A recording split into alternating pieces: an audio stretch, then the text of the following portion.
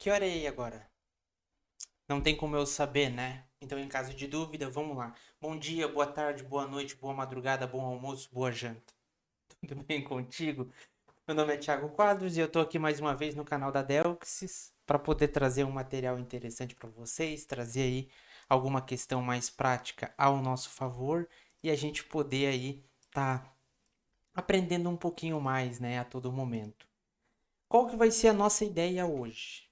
A gente entender uma revisão sobre requisições, o que é importante, e trazer um pouco de conhecimento sobre como utilizar o Insônia, que é uma ferramenta para a gente poder fazer essas requisições sem precisar desenvolver um front-end, né? É uma ferramenta bem comum, bem popular, né? Para quem já tem conhecimento de Postman ou já usou o Thunder Client no VS Code, isso vai soar mais como uma revisão, ainda assim eu acho muito interessante.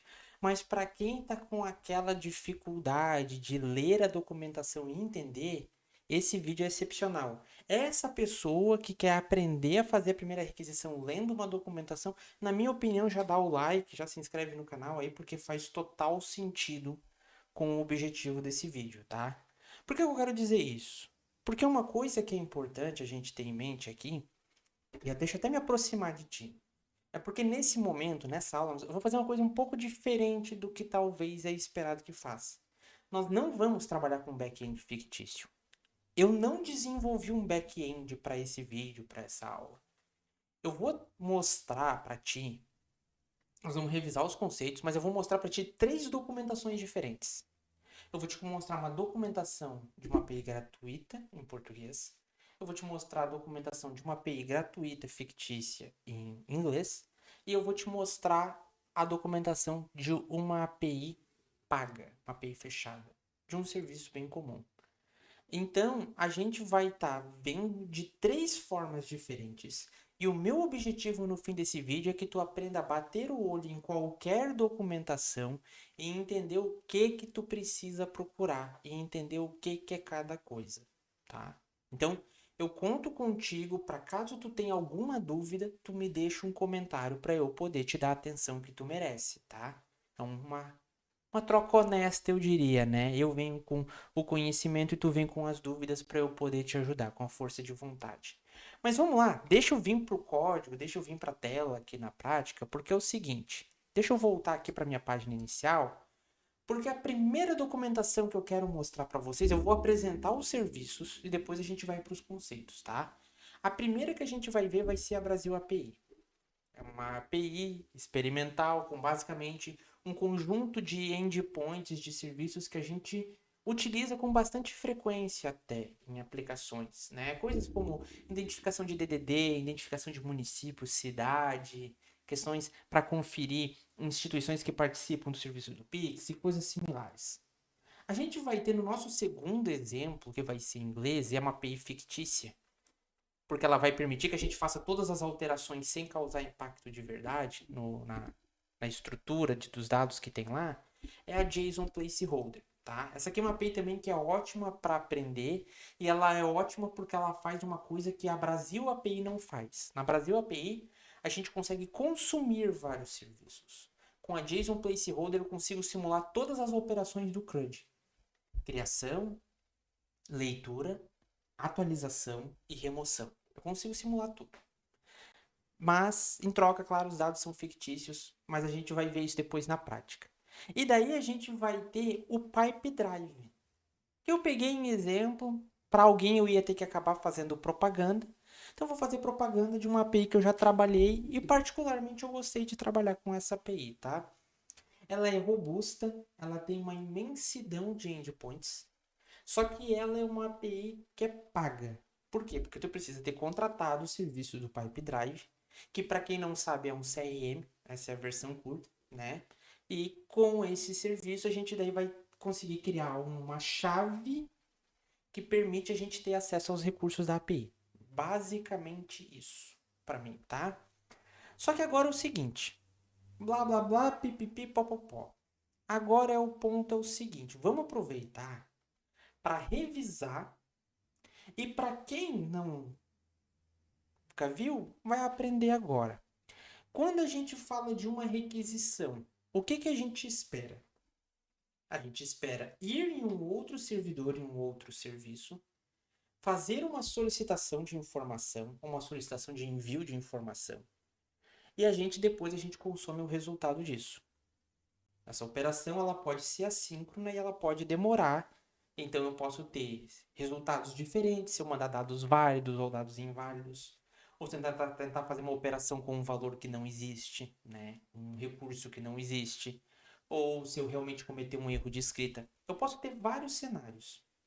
Só que o que compõe para mim uma requisição? No nível mais básico, tá? Até o envio da URL aqui, apertando o Enter para acessar um site, conta como um envio de uma requisição.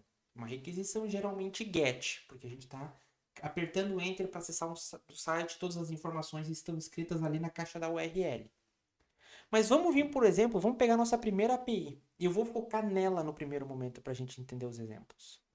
Vamos pegar um endpoint aqui que seja o do CNPJ. E a gente não vai entrar nos detalhes aqui da API agora, da documentação. Eu vou só copiar e eu vou colar para vocês. E a gente tem aqui, beleza, a gente tem aqui todo o nosso parâmetro. Quais que são as coisas quando a gente olha para uma API que a gente precisa se preocupar em ter, né? Algumas coisas a gente já tem aqui, outras eu vou apresentar agora para vocês. A primeira delas que a gente pode falar aqui é que toda requisição ela possui um método, né? Esse método é basicamente o que indica a minha intenção, né?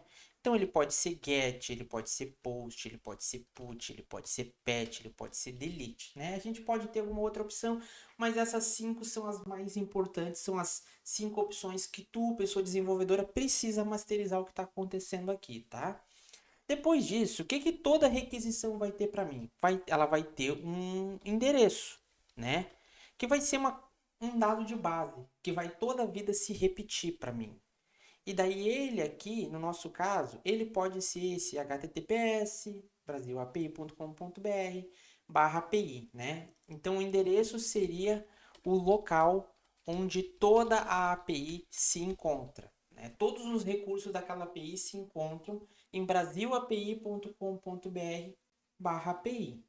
Tá, até agora faz sentido, Thiago. Tu tá me dizendo o get é a intenção e quando eu digito no navegador é um get. O endereço é o local onde a API se encontra. Então, todas aqueles endpoints, aquelas informações, elas vêm da mesma API. A API está no mesmo lugar. Daí entra a palavra endpoint. Endpoint, que o endpoint da API é o nosso entry point, é o nosso ponto de entrada com informação para a API, seria basicamente o local específico que desejamos acessar. Então ele pode ser, ali no nosso caso, barra CNPJ, barra V1, barra aquelas chaves ali. E depois disso a gente vai ter aqui os nossos parâmetros, que vão ser basicamente os parâmetros que vão ficar na URL, né? Que daí eu vou fazer assim, por exemplo, aqui, ó, valor do parâmetro. Daí ele pode representar basicamente um valor personalizado, né? Eu não vou dizer que um valor do parâmetro é um valor variável, porque já fica subentendido isso quando eu falo do personalizado. Claro que esses parâmetros aqui, pessoal, a gente possui 3 grandes variações neles, tá? E nenhuma delas basicamente é obrigatória. Eu posso ter path params, que é esse exemplo que a gente está vendo aqui no CNPJ. A gente pode ter query params, que são parâmetros não obrigatórios, que são aqueles que a gente aprende no get clássico, que é interrogação, nome e daí igual, aqui nome igual valor, né? É geralmente algo assim para nós. E que ele pode ser, tá? Esse cara aqui, ele é um query param e esse cara entre chaves, ele é um path param. E depois a gente tem o body, né, que é um objeto que a gente pode mandar, que daí acaba sendo aí várias coisinhas pra gente, tá? Tirando isso, o que eu decidi fazer aqui para nós? A gente tem aqui embaixo, deixa eu até trazer esse texto mais para baixo. Eu peguei 2 endpoints. E os dois são get, tá? Então esse get aqui, imaginem que é para os dois. Mas eu tentei trazer para vocês de uma forma colorida, uma forma de a gente identificar as coisas que estão aqui no texto. Então, apesar da minha webcam estar atrapalhando um pouquinho, ó, a gente tem um método. Get, post, put, patch ou delete. A gente aqui tem o get os dois. Por quê? Porque o get indica leitura de informação. Eu quero ler informação da API. E daí vai ficar show de bola, tá? Agora, o que que acontece? A gente vai ter aqui, basicamente, o seguinte. A gente vai ter o endereço. O endereço para nós, daí é a parte comum. Eu marquei em azul. O verde vai ser os endpoints, marquei em verde, e os parâmetros que podem ser nenhum ou vários. Daí a gente pode ter essa questão, basicamente, dos parâmetros, que podem ser vários, podem mudar, e cada um vai ser marcado pelo seu nome. Basicamente isso, tá? Agora, como que eu identifico isso nas APIs? Tá? Como eu identifico isso nas documentações? E daí agora nós vamos fazer o exercício que vai ser o seguinte.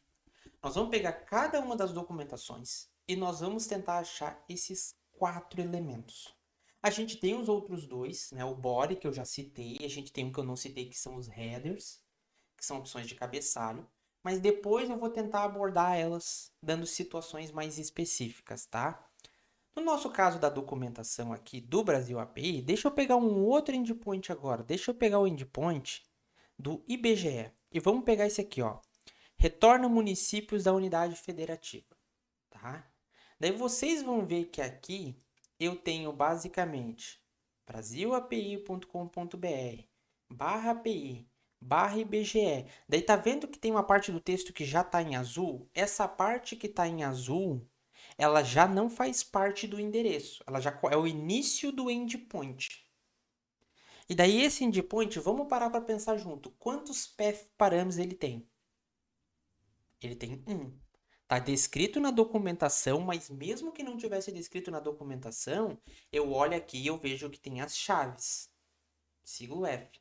99,9% das vezes os parâmetros vão estar nas chaves. Então fique em paz em relação a isso. Depois disso, eu vou ter um query parâmetro, que em teoria não é para ser obrigatório, né? E daí é a lista de todos os provedores que eu quero ter, que são os dados aqui no caso, dados abertos, Gov, Wikipedia, né? Então aqui a gente tem o nosso método, que já está aqui na caixinha verde em destaque, o get. A gente vai ter o nosso URL. Depois a gente tem aqui com o IBGE em diante, a gente tem o nosso endpoint. E daí a gente tem os nossos parâmetros. Então a gente já achou os 4. Vamos conferir em outra documentação. Vamos pegar agora do JSON Placeholder. Vamos clicar aqui em Guide. Né? A gente geralmente vai procurar, pessoal, por Guide, API Reference, Docs, Documentation. A gente vai procurar por termos assim para achar a documentação. E vamos pegar aqui, eu não vou pegar esses primeiros para não ser injusto de arrancada. Vamos pegar um que tenha todas as informações escritas. Estou criando um recurso. Olha onde está o método. Olha onde está a URL, o endereço, e olha onde está o endpoint. Quantos parâmetros eu tenho aqui? Tenho 0 path parâmetros. Não tenho nada aqui que indica número, indica ID, indica valor. Eu tenho 0 query parâmetros. Eu não tenho nenhuma interrogação, não tenho nenhum comercial aqui do padrão do get. Mas eu tenho em troca body e cabeçalho. Daí eu preciso ver se a documentação me diz se eu sou obrigado ou não a usar. Sendo muito honesto para vocês aqui, nessa documentação em particular, ela tem um trade-off, ela tem uma troca. Ao mesmo tempo em que ela é super prática e ela já me traz o JavaScript pronto, copiar e colar lá no meu script e rodar, ela não me traz para eu saber quais que são as minhas opções. Ela não me traz para saber o que eu posso e o que eu não posso. Eu tenho que ir testando essa API para tentar descobrir o que eu posso e o que eu não posso. Então, é uma vantagem com uma desvantagem, né? Eu posso abrir mão do meu conhecimento de JavaScript, só copiando e colando e terceirizando a responsabilidade. Em troca, eu perdi toda a liberdade de saber o que eu posso ou não posso fazer por completo na API. Aqui eu tenho que copiar e ir testando. Mas a gente já olhou, então, para um outro caso. Agora vamos para do Pipe Drive. A do Pipe Drive, como eu falei para vocês, ela é uma API paga. Então, ela depende de um critério de eu ter contratado o Pipe Drive. E eu lá dentro do Pipe Drive, ele ainda fala aqui para mim, ó, que a API, o token, né, da API, a chave que me permite ter acesso aos recursos da API, ela tem que ser obtida de dentro da aplicação do painel do Pipe Drive. Então, eu tenho que criar minha conta, eu tenho que pagar lá pelo serviço para eu poder acessar e poder obter a minha chave. Então, é específico. Essa aqui nós não vamos testar hoje, mas a ideia é a gente poder junto aqui olhar a documentação. Porque a gente pode pegar aqui, vamos pegar currencies. E daí aqui é importante, porque vocês vão ver que surge, aqui até surgiu uma opção só. Vamos pular, vamos pegar aqui arquivos. Arquivos aqui, ó, ele trouxe para mim várias ações dentro de arquivos. E essas ações, elas vão ser desde pegar recursos, que é o get, eu quero listar recursos, eu quero ler recursos, até post, que é quando eu quero enviar, eu quero adicionar elementos, eu quero adicionar um arquivo, eu quero criar um negócio, eu quero cadastrar um contato, né? Do mesmo jeito que eu tenho o put, que é quando eu quero fazer uma alteração. Geralmente o put a gente usa para alterar todos os valores, né? Ou até quase que criar um valor novo por uma alteração completa. E o patch vem igual dos jogos, pessoal. Quando a gente tem um patch, a gente tem uma correção. O jogo não muda por completo. A gente é um patch, é uma correção pontual, né? E a gente tem o delete, que bem, o delete ele deleta. Então fica aí já mais fácil de entender. Mas o ponto é, percebam que a primeira coisa que a maioria das APIs está dando um jeito de me mostrar é um método. Com exceção da JSON Placeholder que me mostra o código. Ela tira de mim toda a responsabilidade de codar. Pelo menos o fetch, né? E daí aqui eu vou ter, basicamente, get all files, eu vou ter aqui minhas requisições, eu vou ter aqui meus endpoints. E daí aqui ele mostra para mim, ó, qual que é o endpoint. A URL base eu tenho que pegar por dentro do sistema junto com a chave. De novo, porque essa API aqui ela é para ser uma coisa paga, tá? E daí eu tenho os query parameters. Basicamente são os parâmetros opcionais. Né? Os parâmetros opcionais que eu posso estar colocando. Em alguns casos aqui, ele ainda vai trazer para nós um default. Tipo assim, ó, se tu não colocar, é esse cara aqui que vai para jogo lá. Mas daí vocês vão ver que basicamente aqui eu tenho query parameters. Quando eu clico no post, eu vou ter body parameters, que é outra coisa. E quando eu tiver o delete, eu vou voltar a ter apenas path parameters. Eu vou ter parâmetros lá na URL, só que agora é obrigatório, né? Então, o curioso acaba sendo isso que é interessante ver nas documentações, é que a gente consegue achar a maioria das coisas na própria descrição, né? No nosso caso aqui, o path parameters no Pipedrive, claro, vem com mais detalhes. Mas notem que já está escrito aqui para mim, ó, /v1/files, abre chaves. Então, não é uma coisa só da Brasil API, é uma coisa mais global isso, né? E a gente tem aqui, claro, uma explicação para nós, para garantir que realmente a gente entenda o que quer, né? Agora o seguinte, vamos pegar e vamos para o Insônia.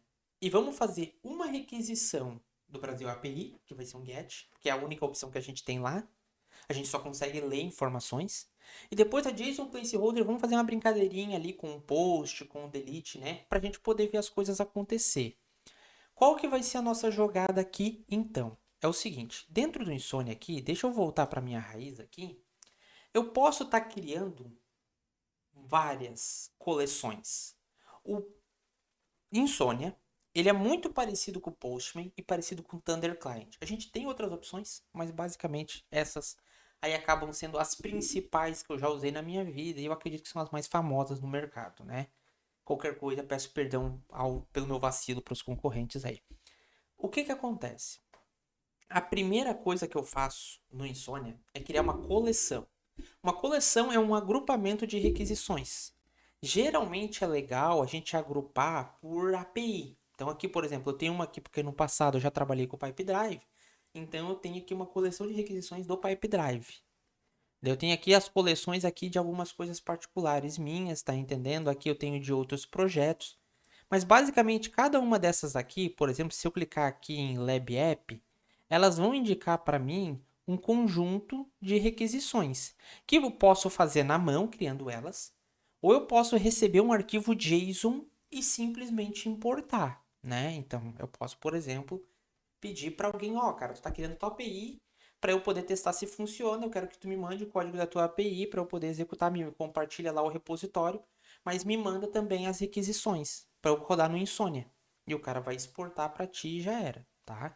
O Insomnia tem uma coisa que eu gosto, que o Postman, se eu não me engano, também tem, que é o seguinte: quando eu importo, eu posso importar arquivo até do Postman. Então ele permite importar arquivo do concorrente, né? Acaba sendo esse ponto aí.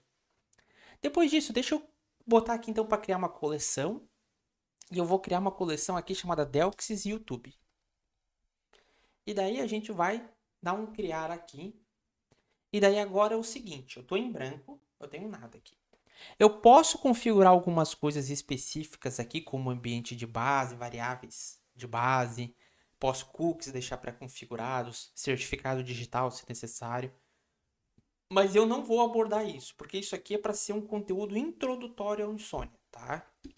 O que eu vou abordar aqui é o seguinte: a gente leu a documentação, a gente identificou.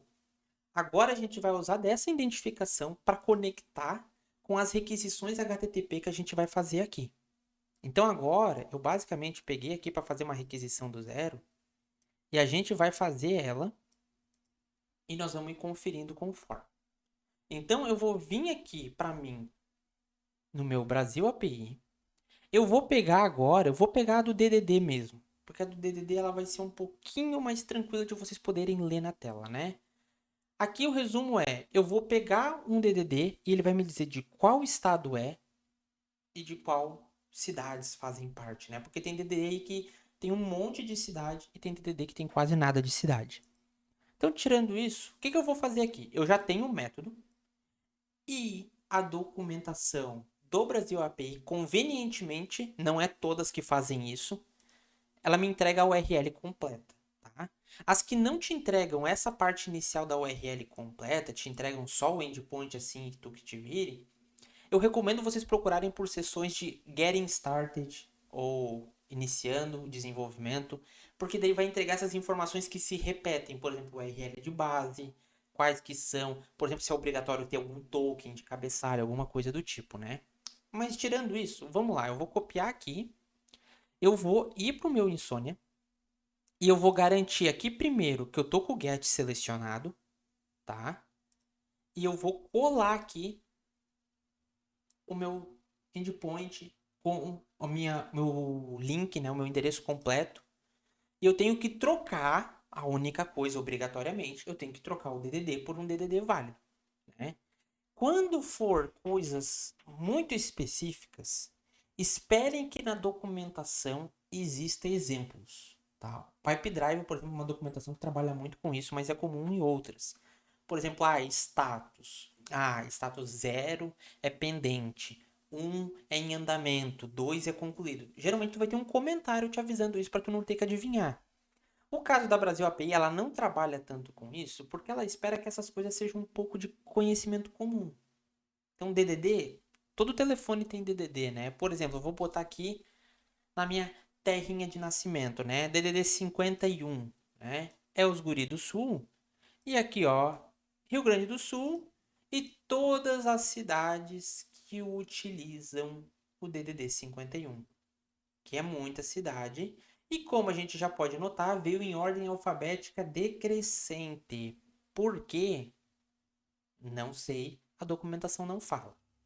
Mas o mais importante para nós aqui é o seguinte: quando dá certo, a gente vai saber como. A gente vai saber por esse cara aqui, o status HTTP, tá? Sendo que 200 indica ok, 201 indica criado. Então, basicamente, tudo que é na família 2xx, 200 e alguma coisa, é ok. Tudo que é na família 400 e alguma coisa vai ser um erro na requisição. Então, eu e tu montamos a requisição errado. E toda vida que for um erro 500 e alguma coisa, é um erro no servidor. Então, por exemplo, se eu vim aqui e eu mudar de propósito, ao invés de 51, eu colocar Grêmio e clicar em Send, 404. Por quê? Porque o DDD Grêmio não existe. Ele não disse que é inválido, ele não crashou a aplicação. Ele simplesmente me deu aqui dizendo que não existe, um inválido. Então, se eu vim aqui e eu colocar, por exemplo, agora nada, eu vou clicar em Send, Ó, não existe. Por quê? Porque isso aqui é muito importante. Quando vocês verem os parâmetros assim, PF parâmetro, igual está ali em cima na barra, entendam que sempre é obrigatório. Então isso aqui não é aberto para negociação. Aqui tem que colocar um DDD, não importa se for 21, não importa se for 11, não importa se for 51, não importa se for 48. Tem que colocar, tá?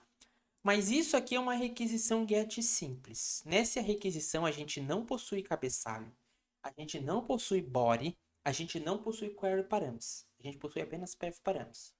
A maioria das APIs gratuitas trabalha com esse tipo de situação, que acaba sendo bem direto, bem linear, mas não acaba sendo o melhor exemplo, né? Então isso acaba dificultando ali um pouco o aprendizado. Aqui eu vou fazer Brasil API DDD, só para a gente poder saber. E agora eu vou fazer o seguinte, terminei a primeira aqui, se ficou alguma dúvida eu espero o teu comentário, se não ficou nenhuma dúvida eu espero o teu like.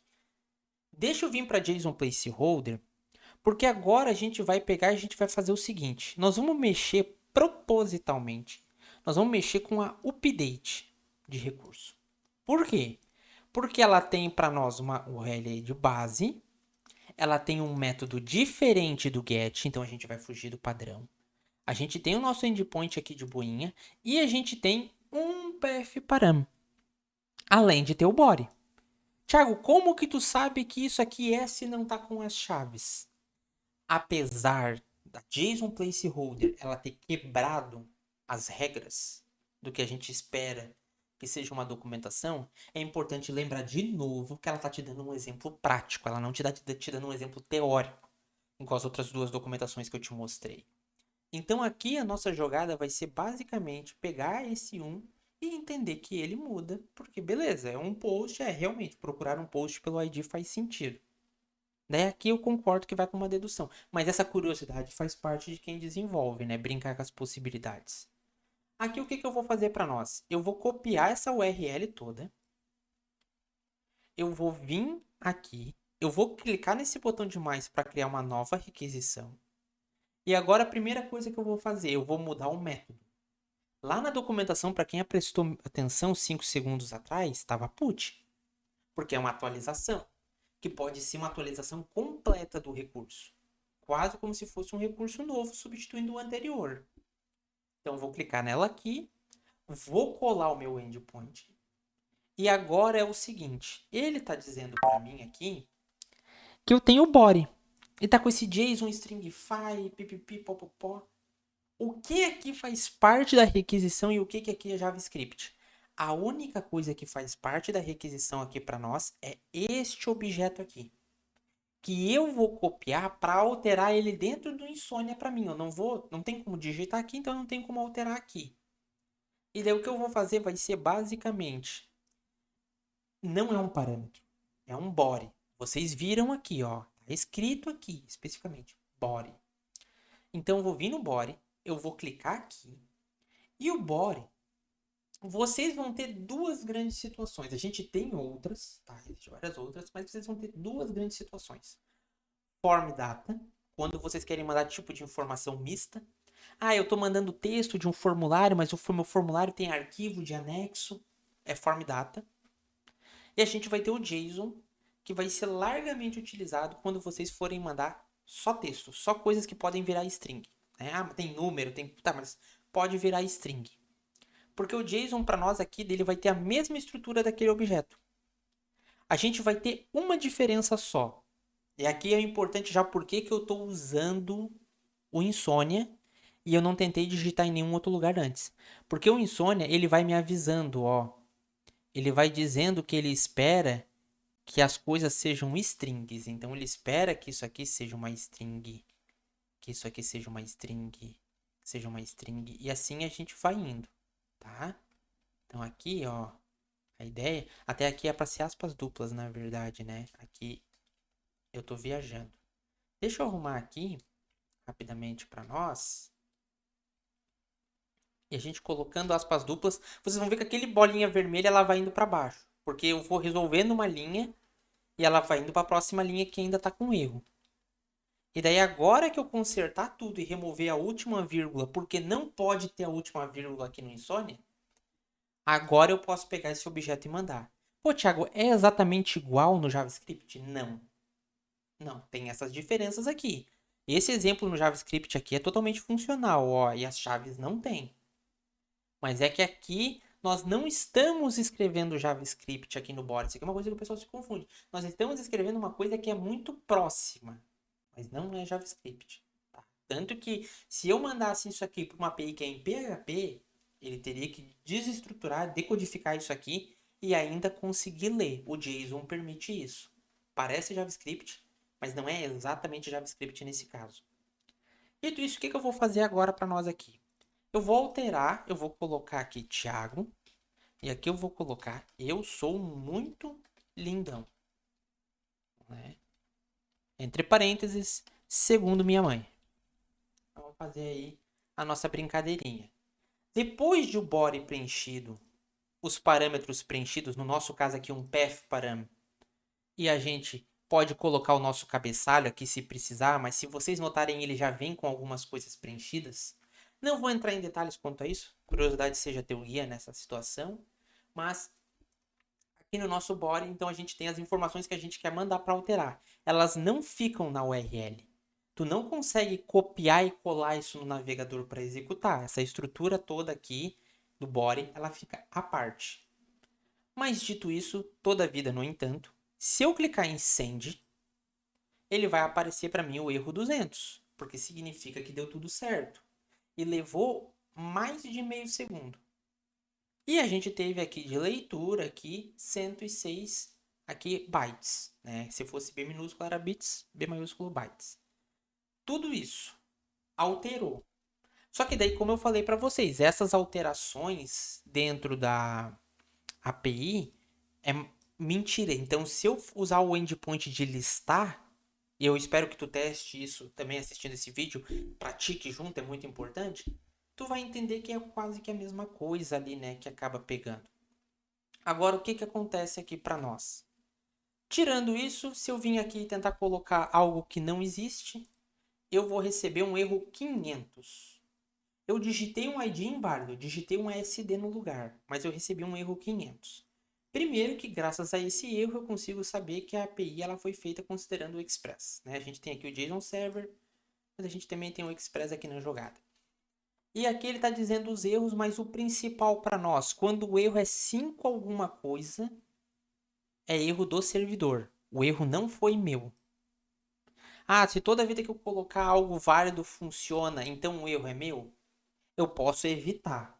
Mas quem tem que tratar esse erro é o back-end, não é eu que estou testando a API, tá? Dito isso, daí a mesma coisa se aplica, pessoal. Se a gente for querer fazer uma operação de deletar, uma operação de atualizar um recurso específico, né? Fazendo ali uma pequena correção, ou se a gente quer criar um recurso, ou já que a gente quer listar todos os recursos, né? O meu ponto aqui foi garantir que vocês aprendessem junto comigo a olhar para as documentações e perceberem o que é que elas têm de diferente, o que é que elas têm de comum e aprender com esse escalindral qual os termos procurarem. A gente tem o body, a gente tem o headers, mas esses quatro eles devem ser visíveis para vocês, muito fácil, tá? Então eu peço que pratiquem, eu peço que prestem atenção nas convenções que eu citei aqui, tá? E com isso eu encerro o conteúdo desse vídeo. Então, no mais, o que eu peço de ti agora, tá? Peço que clique nos outros vídeos se achar interessante. Peço que se gostou desse conteúdo, deixe um like no canal. E se não gostou, tem alguma crítica, alguma sugestão de melhoria ou de outro conteúdo que tu queira ver eu abordando, um comentário é muito bem-vindo, tá? Pode ser um comentário aqui, pode ser um comentário nas nossas outras redes sociais. E qualquer link importante que a gente ache, sempre fica atento na descrição que vai estar ali para vocês, tá?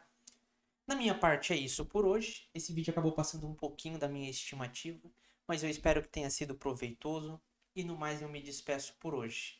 Um abraço e até a próxima. Tchau, tchau.